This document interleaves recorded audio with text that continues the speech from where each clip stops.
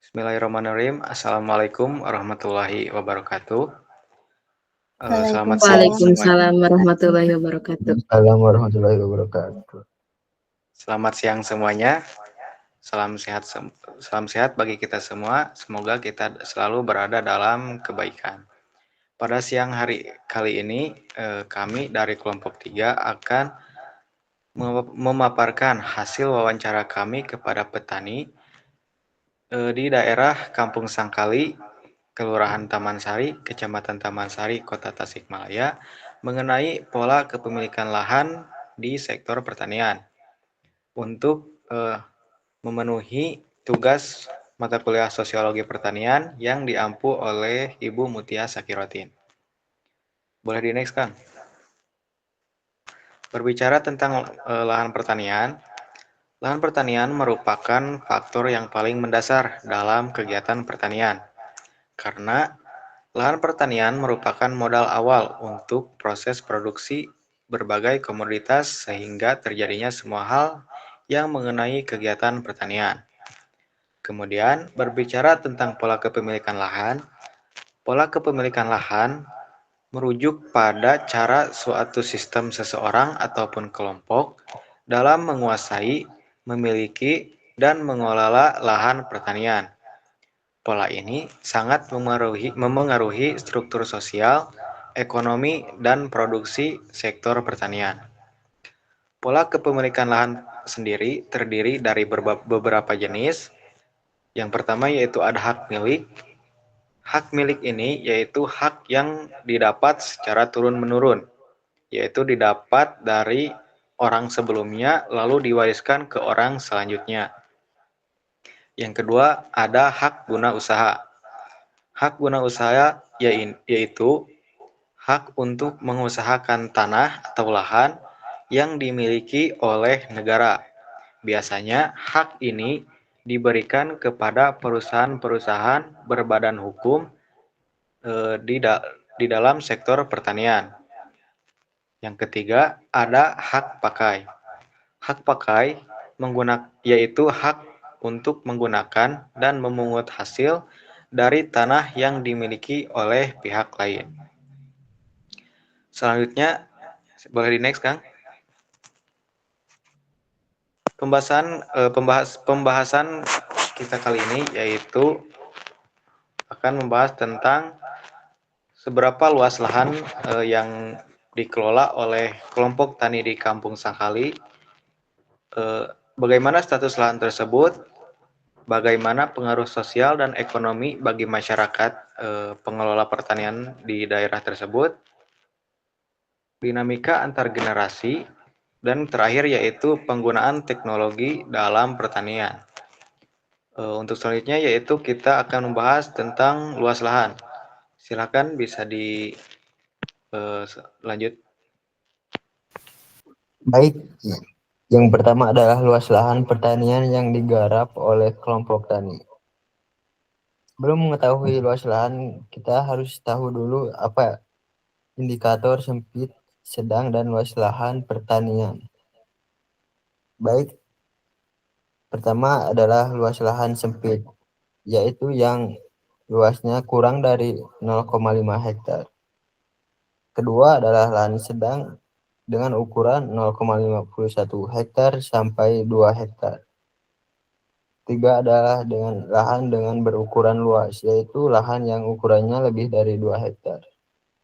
Nah, dari hasil wawancara terhadap narasumber salah satu anggota kelompok tani di Sangkali, luas lahan yang diperkirakan adalah 32 bata, atau jika dikonversikan ke dalam hektar adalah sebesar 0,0448 hektar, yang termasuk berarti ke dalam indikator lahan sempit. Nah, selain itu kami juga menanyakan apakah ada rencana untuk memperluas lahan. Kemudian mereka memberikan tanggapan bahwa akan ada rencana perluasan lahan, salah satunya adalah dengan cara berkolaborasi dengan kelompok tani yang mempunyai lahan yang untuk bisa dimanfaatkan untuk pengelolaan lahan pertanian. Selanjutnya adalah tentang status lahan.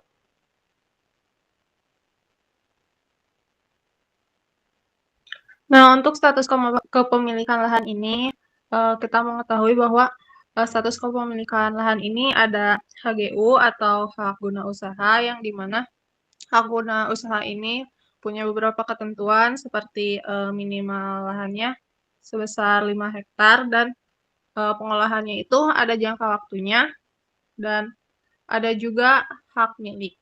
Nah, dari hasil wawancara kami mengetahui bahwa lahan yang ada di Kampung Sakali ini merupakan hak milik.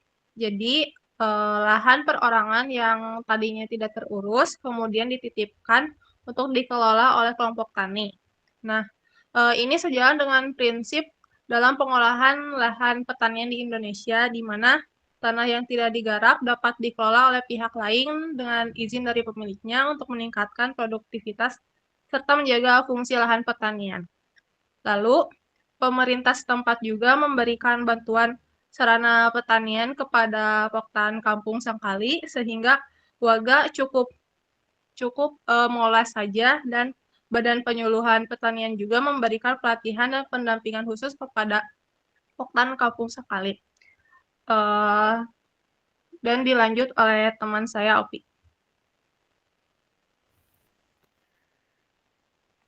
Baik, selanjutnya pengaruh sosial ekonomi. Menurut Sulistiawati, salah satu faktor penyebab ketimpangan adalah kepemilikan lahan. Faktor ini memiliki pengaruh signifikan terhadap status sosial ekonomi individu di pedesaan. Dari hasil wawancara kan kita mengetahui ya bahwa lahan yang dipakai untuk pertanian itu merupakan milik bersama gitu. Nah, lahan yang dikelola bersama itu membuat ketimpangan kepemilikan itu tidak terlalu terasa. Karena ya tidak ada kepemilikan pribadi yang dominan gitu di lahannya. Juga semua biaya serta hasil itu kan dikelola bersama dengan dukungan pemerintah. Nah, pola kepemilikan lahan yang bersifat kolektif ini membuat akses lahan dan pembagian hasil pertaniannya juga merata meskipun lahannya sangat terbatas.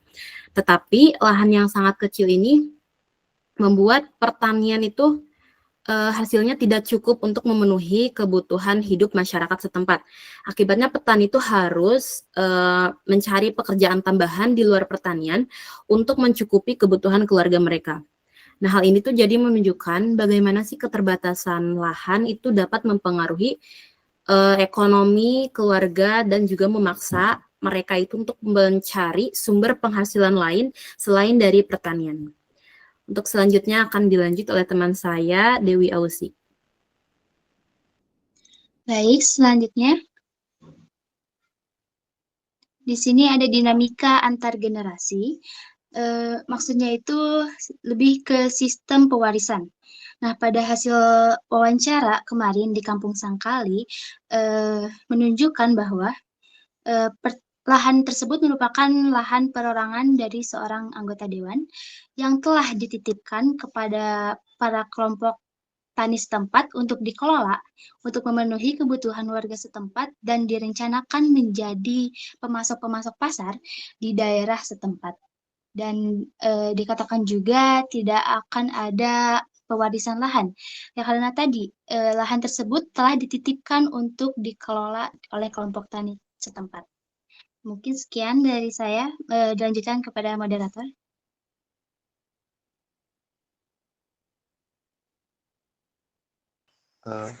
Selanjutnya yaitu penggunaan teknologi. Berbicara tentang teknologi, kita semua sudah merasakan bahwa seiring berkembangnya zaman, teknologi-teknologi mulai masuk ke berbagai sektor. Tidak dipungkiri juga teknologi masuk pada sektor pertanian. Teknologi ini berperan penting dalam meningkatkan produktivitas pertanian. Jika kalau dahulu itu setiap kegiatan pertanian itu hanya dilakukan secara manual tanpa bantuan alat apapun, dengan masuknya teknologi, sistem kegiatan pertanian yang dahulunya harus memakan waktu atau tenaga yang berlebih, sekarang dengan adanya teknologi bisa memangkas waktu dan tenaga. Kemudian dari hasil wawancara kami kepada kelompok tani yang ada di Kampung Sangkali tentang apakah di daerah pertanian ini sudah menerapkan teknologi, beliau menjawab belum menerapkan karena lahan pertanian atau kelompok tani ini sendiri baru berjalan 4 bulan, sehingga penerapan teknologi masih belum dilakukan dan semua kegiatan pertanian di daerah tersebut masih menggunakan tenaga manual. Seperti itu. Oke, selanjutnya sebelum kesimpulan mungkin dari kami atau dari beberapa dari kami ada ingin mengeluarkan pendapat atau argumen dari hasil wawancara atau keadaan dari kelompok tani tersebut. Mungkin dari saya sendiri, yaitu karena kemarin itu saya mengetahui bahwa dari hasil pertanian yang ada di kelompok tani daerah Kampung Sangkali itu, hasil yang dipanen yaitu seperti tomat, terong, ataupun kangkung, cabai, sebagainya belum bisa dipasarkan dan hanya masih untuk memenuhi kebutuhan sehari-hari saja. Jadi para petani itu belum mendapatkan hasil yang signifikan lah dibilangnya dari hasil pertanian tersebut. Karena tidak dipungkiri juga lahannya yaitu yang dikelola masih terbilang sempit.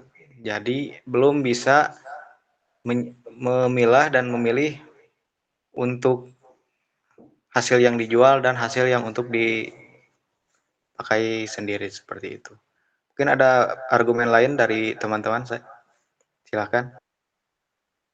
Mungkin dari saya, Kang, menurut saya sistem warisan masyarakat di sana tuh di sini tuh tidak selalu bersifat turun-temurun ya.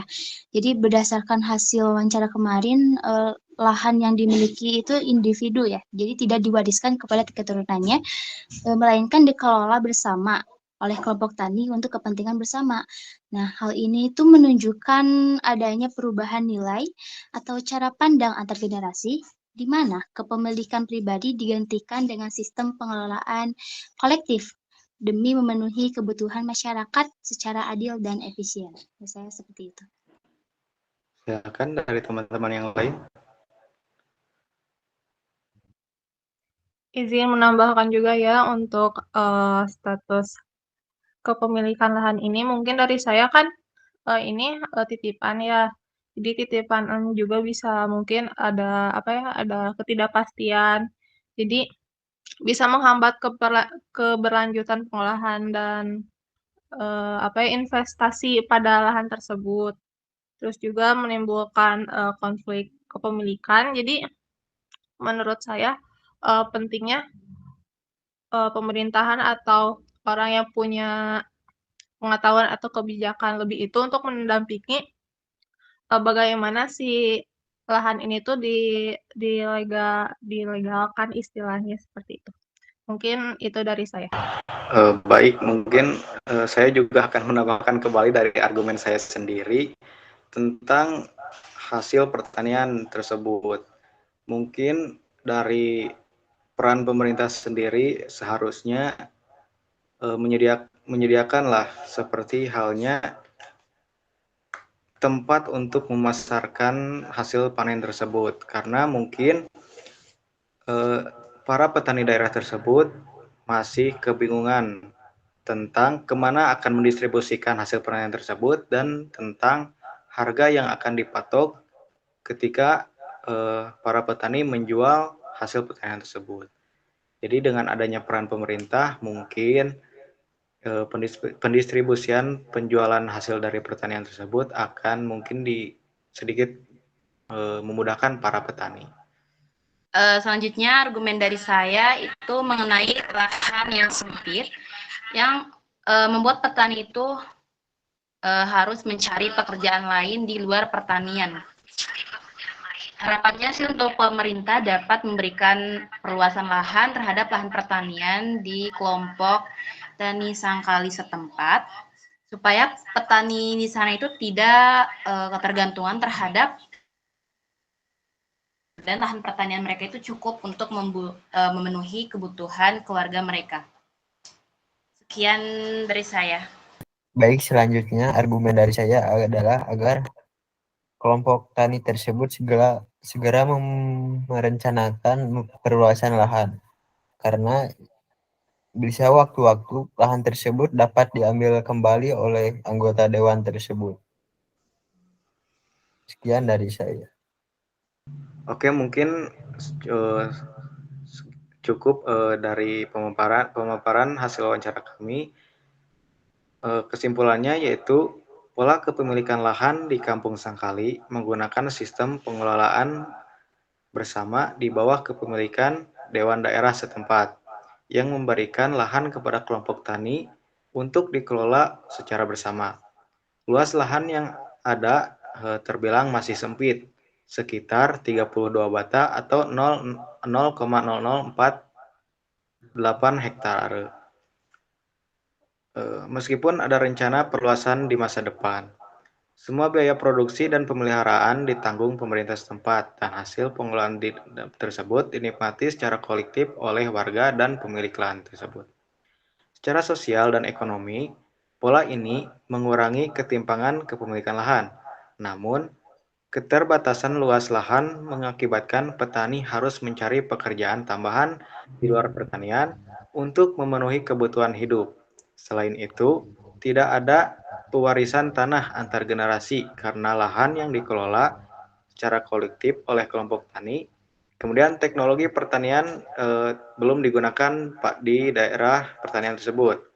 Walaupun petani juga sebenarnya terbuka untuk menerapkan atau mengaplikasikan teknologi, akan tetapi para petani juga tidak dipungkiri mengharapkan bantuan dari pemerintah setempat juga. Mungkin seperti itu pemaparan dari hasil wawancara kami. Mohon maaf atas segala kurangnya. Terima kasih. Wassalamualaikum warahmatullahi wabarakatuh.